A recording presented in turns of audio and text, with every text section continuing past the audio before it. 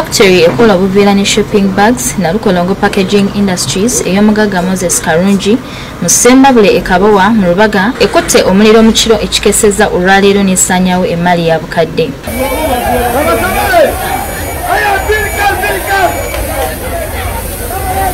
Kigambibwa nti omuliro guno gwatandikidde ku masannyalaze ne gasaasaana ne gatuuka mu kifo we batereka obuveera.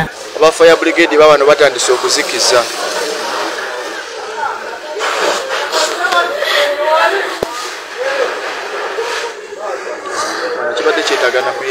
Abatuuze bagezezzaako okugutaakiriza ne balemererwa wabula fire brigade etuuse mu bwangu okutaasaako ebimu.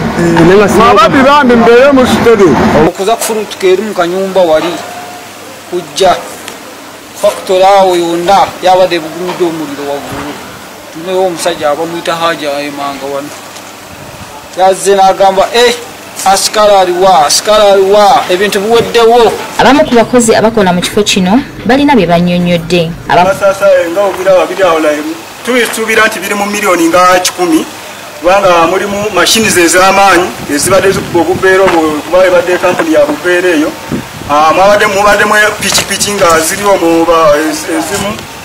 Mubaddemu ebyuma eby'amaanyi ebiraninga okuba obugundi obukuti obwo nga obulaba.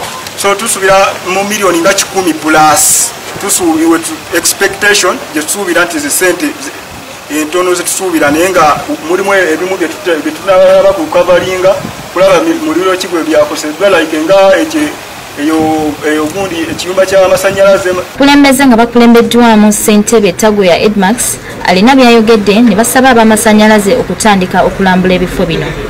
Olaba factory eno eri masannyalaze gano gali main ate ngeri omuliro gugabadde gwakamu nnyo esooka ogamba abantu musooke muve mu layini yaki y'amasannyalaze tomanya ekisobola okutuukawo then netukubira bekikwatako netukubira police netukubira fire. Yudaya Namyalo yakusakidde eggulire lino ku lwa Bukedde TV.